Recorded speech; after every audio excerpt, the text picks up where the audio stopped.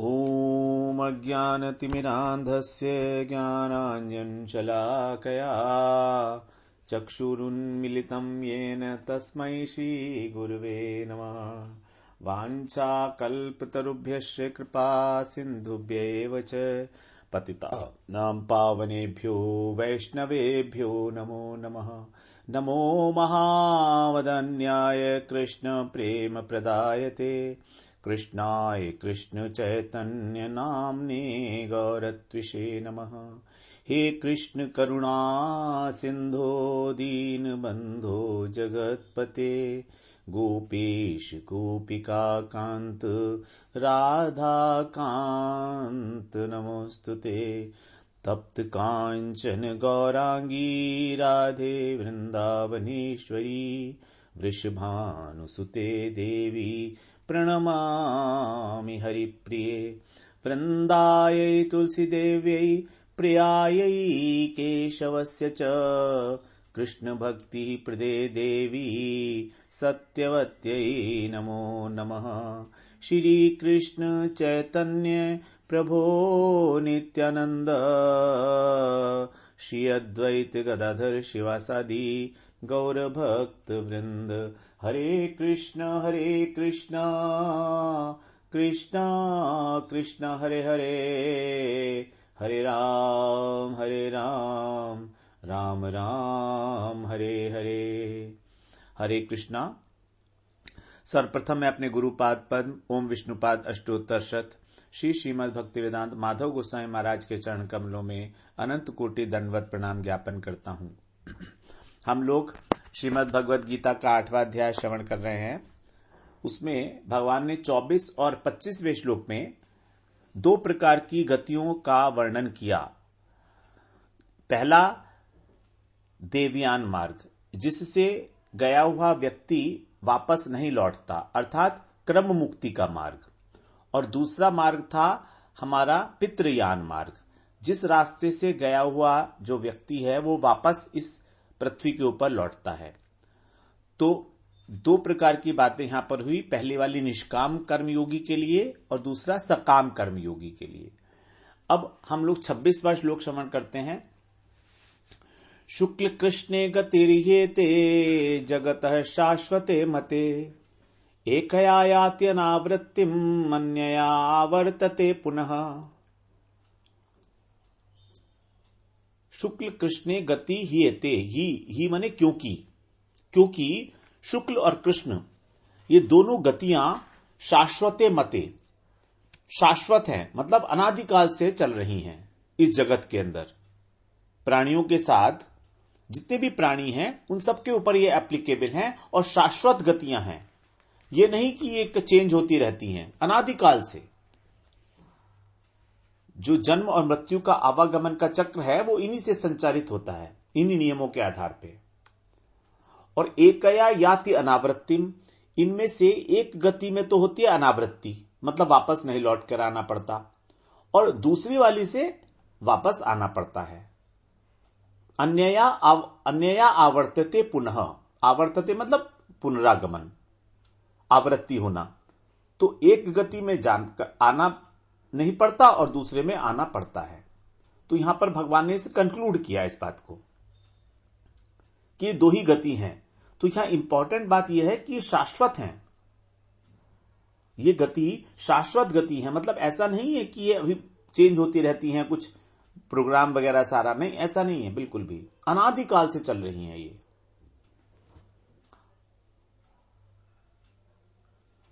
तो जैसे मानो एक रास्ता होता है, अब एक रास्ता होता है वो होता है सरल रास्ता, सरल रेखा। एक रास्ता होता है वो सरल रेखा का रास्ता होता है, और दूसरा रास्ता होता है सर्कुलर। तो जो सरल रेखा वाला है वो तो टेंजेंट की भांति होता है। एक वृत्त के ऊपर सर्किल के साथ एक टेंजेंट होती है। टेंजेंट का मतलब जो उस सर्किल के ऊपर एक पॉइंट को स्पर्श करती हुई जाती है अनंत में। तो वो जो पॉइंट है जहां पर सर्किल को वो टेंजेंट स्पर्श कर रही है, वो जो पॉइंट है वो है जब मनुष्य शरीर के अंदर शरीर को छोड़ा जाता है। तो जो विवेकी लोग हैं, जो निष्काम कर्म योग का आश्रय लेते हैं, वे तो टेंजेंट की भांति कर्म मुक्ति से मुक्त हो जाते हैं। और दूसरा जो योगी है वो सर्कुलर मार्ग पे घूमते रहते हैं। इसको आप डायग्राम के हिसाब से समझिए ना। एक सर्किल है, एक सर्किल के ऊपर एक बिंदु है। वो बिंदु, उसके पास दो ऑप्शंस हैं, या तो वो सर्किल में घूमता रहे और या वो एक टेंजेंट की भांति उस पॉइंट को स्पर्श करके और अनंत में निकल जाए। तो जो क्रम मुक्ति वाला है वो है टेंजेंट की भांति, जो चला गया, वापस नहीं आएगा। और जो बिंदु था वो क्या है? वो है मनुष्य योनि। तो मनुष्य योनि के पास दो ऑप्शंस हैं, या तो वो सर्किल में घूमता रहे और या वो बाहर निकल जाए।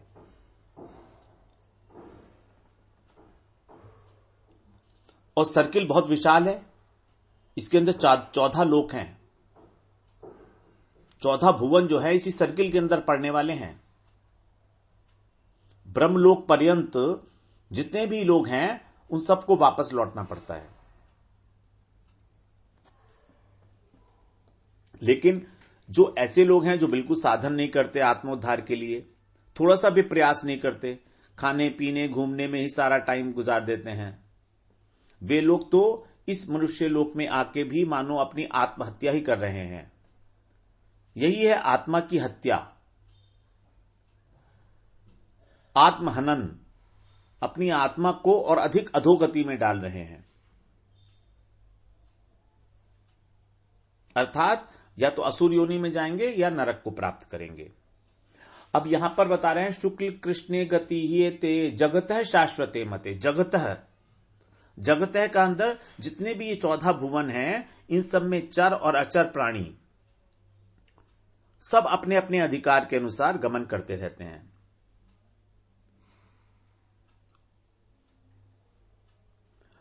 यद्यपि इन मनुष्य शरीर का ही उपयोग किया जा सकता है केवल साधन करने के लिए,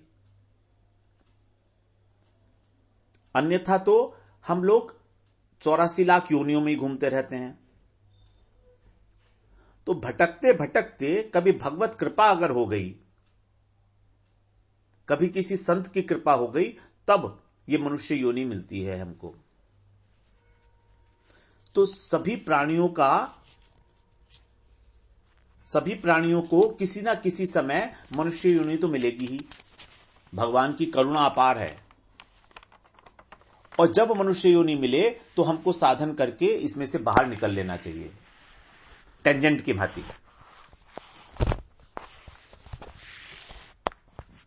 शुक्ल कृष्ण गति हेतु, दो ही प्रकार की गति हैं ये। भगवान ने जैसे पहले बताया था कि मैं तुम्हें बताऊंगा, दो रास्ते बताऊंगा, अनावृत्ति और आवृत्ति के, उसी बात को यहां पर 24 और 25वें श्लोक में बताया और यहां 26वें श्लोक में उपसंहार के रूप में बता रहे हैं कि एक तो है प्रकाशमान रास्ता, शुक्ल पक्ष। इसमें गमन जो करता है उनके अंतःकरण में ज्ञान का प्रकाश होता है, इसको कहा गया देवयान मार्ग। और दूसरा है कृष्ण पक्ष। ये शुक्ल पक्ष की अपेक्षा अंधकारमय है। शुक्ल पक्ष की अपेक्षा इसमें प्रकाश कम है, मतलब अंधकारमय बना गया है इसको। इसमें गमन करने वाले व्यक्ति जो हैं वो, उनके अंदर कुछ ना कुछ वासनाएं होती हैं, भोग की इच्छा होती है, लेकिन वो भी योग का आश्रय कर रहे हैं।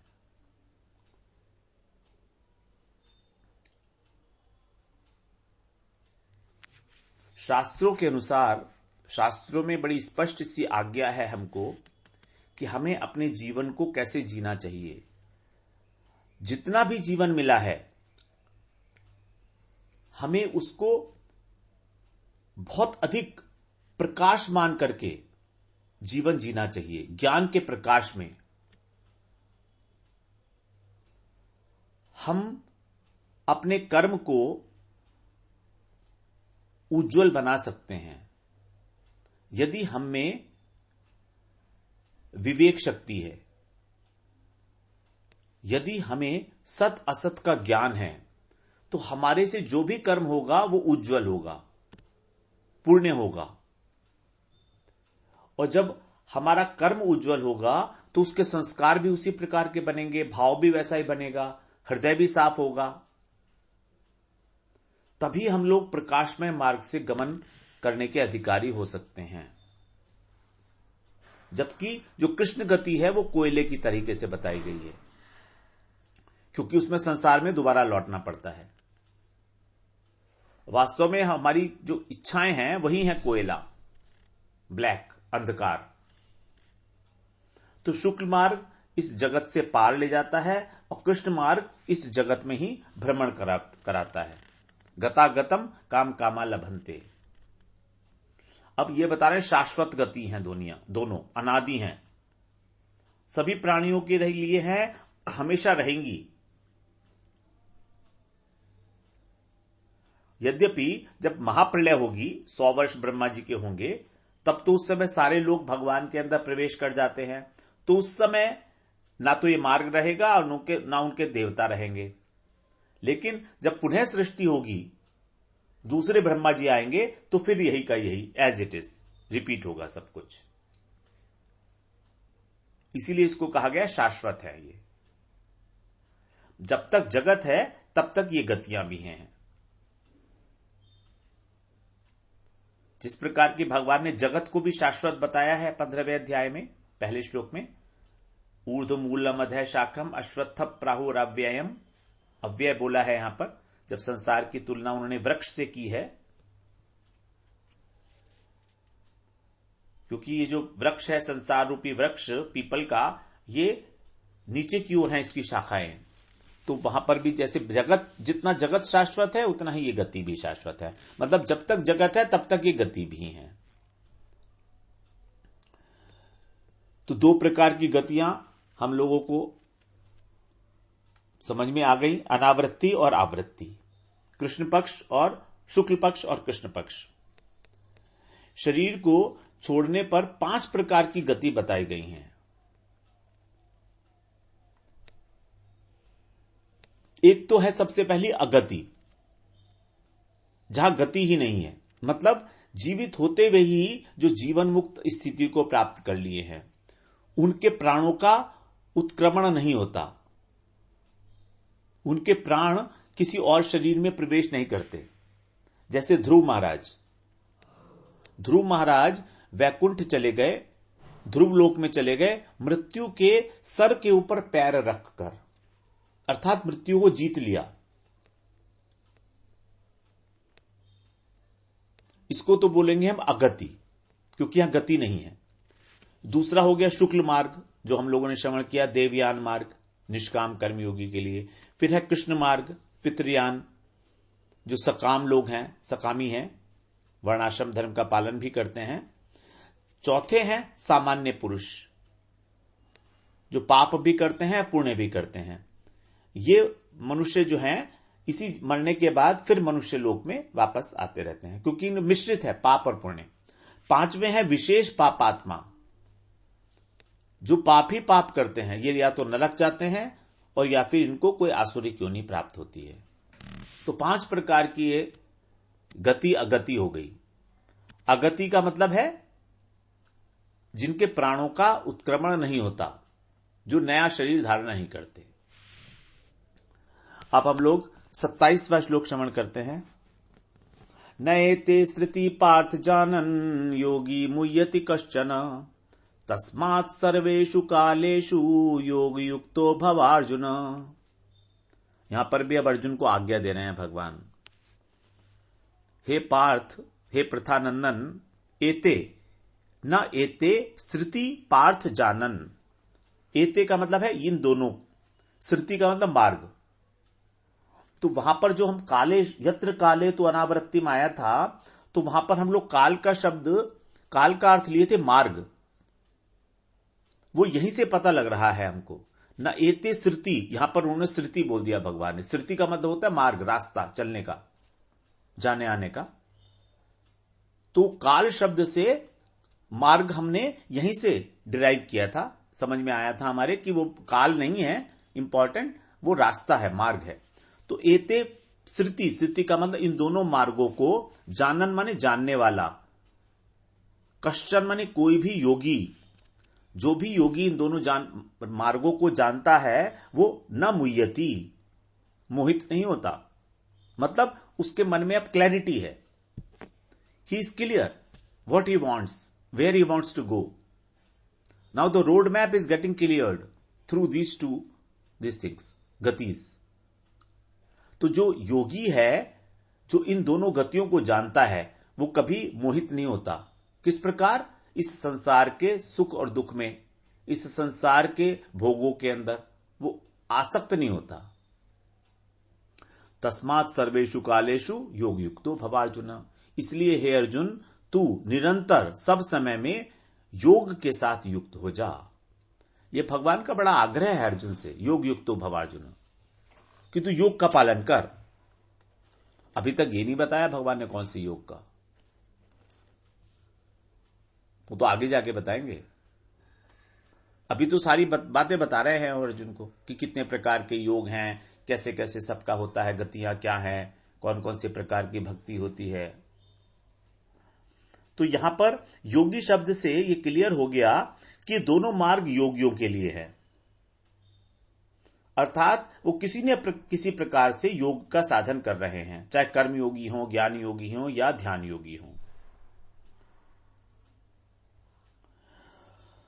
तो जो योग का साधन कर रहे हैं वही लोग भगवान के द्वारा जो बताए गए ये रास्ते हैं, मार्ग हैं, इनका रहस्य समझ सकते हैं। सामान्य विषयी व्यक्ति जो है, इनको उसको तो इच्छा ही नहीं होगी सबसे पहले जानने की कि हमारे मरने के बाद क्या होगा, तो फिर कैसे जानेगा? और अगर कभी इच्छा हो भी गई और हृदय में पवित्रता नहीं है थोड़ी सी भी, क्योंकि योग का पालन नहीं कर रहा है, तो वो नहीं जान पाएगा कि क्या रहस्य है मरने के बाद। इन 2 श्लोकों में भगवान ने बहुत इंपॉर्टेंट बातें बताई है हम लोगों को, केवल 2 श्लोकों में, कि शरीर छोड़ने के बाद आत्मा कहां जाती है, कैसे जाती है, कौन से क्या क्या पड़ेगा रास्ते के अंदर, पूरा कौन सा माइलस्टोन्स है, रोड पूरा नक्शा बना के दे दिया है भगवान ने, कितने कितने दिन तक कहां कहां रहेगी, सब बताया। क्योंकि मृत्यु का समय ही हमारी परीक्षा का समय है, यह बात बिल्कुल पक्की है। उसी समय यह निर्धारित होगा कि हमने अपने जीवन में पास हुए हैं या फेल हुए हैं, हमें उसका क्या फल मिलेगा।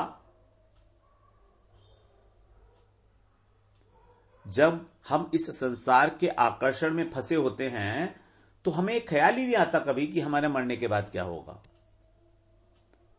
साधारणतः बोल दिया जाता है, अरे जो होगा देखा जाएगा, जो सबके साथ होगा वो मेरे साथ होगा। ऐसे काम नहीं चलेगा इतनी कैजुअल अप्रोच से।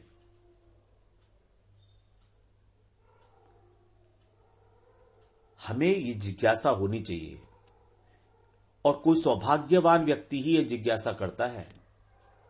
हर एक व्यक्ति ये जिज्ञासा नहीं करता। हर एक व्यक्ति के मन में नहीं आता कि मैं अपने मृत्यु को सुधार लूं। इच्छा ही नहीं होगी, रुचि ही नहीं होगी, इंटरेस्ट ही नहीं होगा उसे।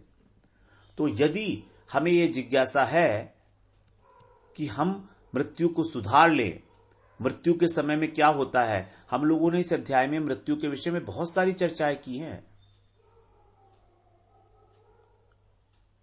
तो यदि हमारी जिज्ञासा है तो हम ये बात भी समझ लें कि हमारे अब उद्धार का समय भी आ गया है।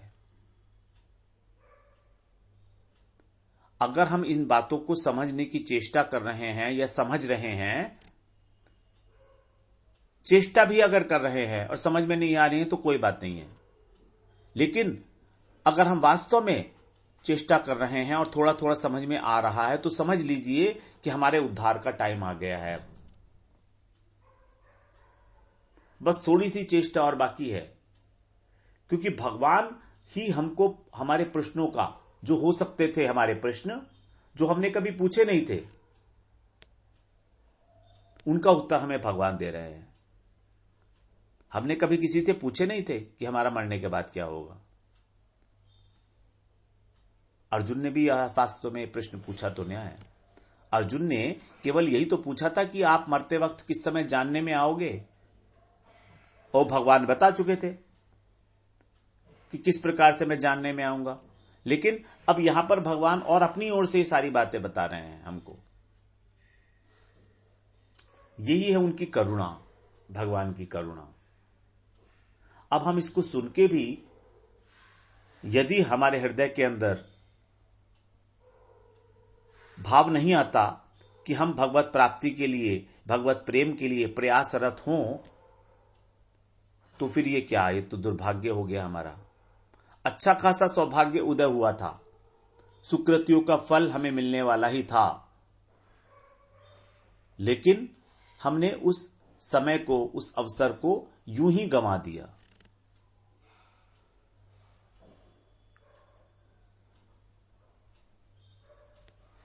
तो जब भी हमारा विवेक जागृत हो जाए, जीवन में प्रश्न पैदा हो जाए हमारे जीवन में, तभी समझिए कि हम लोग उस रास्ते पर उन्मुख हो गए हैं। तभी हम लोग इस प्रकाश मार्ग की ओर, इस ज्ञान के मार्ग की ओर चलते हैं। क्योंकि इससे श्रेष्ठ कोई वस्तु है ही नहीं इस संसार में, और ये वस्तु इस संसार की भी नहीं है, लेकिन मिलती ही इस संसार में है और समझ में भी आती है इस मनुष्य शरीर के अंदर ही। इसीलिए इस मनुष्य शरीर का और इस संसार का यही उपयोग है। यहां पर हमको उपकरण भी मिलते हैं और हमको समझाया भी जाता है, हमको बुद्धि भी दी जाती है कि हम समझें। तो हमें ये सब जानना चाहिए।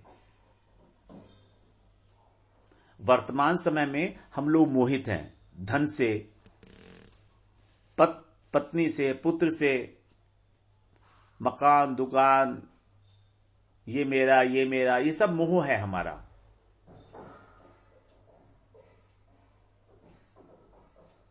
सब कुछ मोह है ये। इसमें इतनी अधिक शक्ति है, जब हम फंस जाते हैं किसी एक वस्तु के अंदर तो हमें कुछ नहीं दिखता। जब हम अपने बिजनेस में कर रहे होते हैं तो हमें भूख प्यास का भी अनुभव नहीं होता,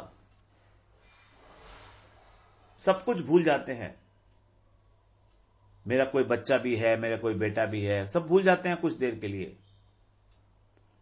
लगे रहते हैं धन कमाने में। आंखों पे चश्मा भी चढ़ गया है, दांत भी नकली हो गए हैं, बड़ी बड़ी 2-4 बीमारियां भी आके घेर ली हैं, लेकिन फिर भी ये धन का जो मोह है कहां छूटने वाला है।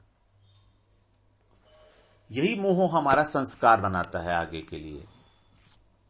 हमारे जो संस्कार बन रहे हैं ये इसी मोह से, इन्हीं आसक्तियों से बन रहे हैं, और अंत समय में इन्हीं की स्मृति हमको आती है। अगर कोई हम ये माने कि मृत्यु के बाद कुछ नहीं रहता है, जो कुछ है सब यही है, खाओ पियो मौज करो, तो ये धारणा बनानी अपने को मूर्ख बनाने वाली बात है। बस यहां भगवान ने हमको मृत्यु का विज्ञान समझाया है। जो इसे जान लेता है उसको कभी मोह की प्राप्ति नहीं होती। योगी लोग कभी मोह को प्राप्त नहीं होते। न मुह्यति कश्चन, कोई भी योगी, न एते श्रुति पार्थ जानन, इन दोनों को जानने के बाद, एते श्रुति, ये दो मार्ग, देवयान और पितृयान, एक से लौटना पड़ता है और एक से लौटना नहीं पड़ता। इन दोनों मार्गों के रहस्य को जानकर, जानन, श्रद्धा पूर्वक जो समझ लेता है उसको कभी आना नहीं पड़ता। अब ये समझना क्या है इसके अंदर? समझना यही है कि हमारी कामनाएं ही हमको वापस लेकर आती हैं। हमारी कामनाएं, यदि कामना नहीं है तो हमें वापस नहीं आना पड़ेगा, यही समझना है। ये दोनों प्रकार के व्यक्ति साधन कर रहे हैं, निष्काम योगी भी और सकाम योगी भी।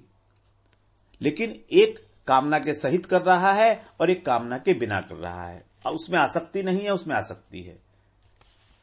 तो यदि हम कामनाओं को त्याग कर दें, आसक्ति का त्याग कर दें, तभी इस मार्ग को समझना माना जाएगा। केवल सुनने मात्र से तो नहीं होगा। इसलिए भगवान बार बार इनडायरेक्टली और डायरेक्टली हमसे हमारी इस संसार से आसक्ति छुड़वाना चाहते हैं। तभी तो उन्होंने कहा कि जो इसको समझ लेगा वो मोहित नहीं होगा, जो नहीं समझेगा वो मोहित रहेगा। मतलब जो समझ लेगा अर्थात जो आसक्ति नहीं छोड़ देगा, तभी तो मैं उसकी स्मृति में आऊंगा बाद में, अंत समय में। क्योंकि किसी भी वस्तु को प्राप्त करने की इच्छा, उसकी कामना, उसकी आसक्ति ही हमारे बंधन का कारण है। अब हम पूछेंगे भगवान ने हमको क्यों दी आसक्ति, क्यों दी कामना? तो चेतन तत्व में 3 शक्तियां होती हैं, क्रिया शक्ति, अनुभव शक्ति और इच्छा शक्ति। तो इच्छा शक्ति का तो त्याग हो ही नहीं सकता। ये तो हमारी चेतना का परिचायक है। ये आत्मा का स्वरूपभूत गुण है। जैसे जल में तरलता है, अगर तरलता को हटा दिया तो जल समाप्त। अग्नि के अंदर दाहिका शक्ति है, ये उसका स्वाभाविक गुण है। तो वस्तु ही जो है अपने गुण के बिना नहीं रह सकती, स्वरूप गुण के बिना। फिर करना क्या है? हमारी जो कामना इस संसार की ओर है, बस उसकी दिशा बदलनी है भगवान की ओर। वही इच्छा रहेगी, वही कामना रहेगी, लेकिन ये सब हमारी मित्र बन जाएंगी फिर तब। और हमको निष्काम बना के, निष्काम नहीं बनाएंगी, फिर हमको भक्ति काम बना देंगी। भगवान की ओर अगर हम कर दें तो ये भक्ति योग की विशेषता है। ज्ञान योगी निष्काम होने का प्रयत्न करता है, लेकिन भक्त प्रयत्न नहीं करता और ना होना चाहता है। भक्त को कहा गया है भक्ति काम, अर्थात जो भक्ति की कामना कर रहा है, और भक्ति उसका अपना स्वरूप है, उसकी अपनी संपत्ति है, उसको अधिकार है भक्ति की कामना करने का। क्योंकि भक्ति अलग नहीं है वस्तु उससे, उसकी आत्मा से अलग नहीं है, क्योंकि आत्मा की वृत्ति है। तो आत्मा की वृत्ति होने के कारण भक्ति काम होना ये स्वरूपभूत गुण है आत्मा का। तभी कह रहे हैं इसको जानना आवश्यक है। कश्चिन योगी न मुह्यति, कोई भी योगी मोहित नहीं होगा। जो साधन करता है वो यदि इनको नहीं जानेगा तो वो भोगों के प्रति आकृष्ट हो जाएगा और साधन से भ्रष्ट हो सकता है।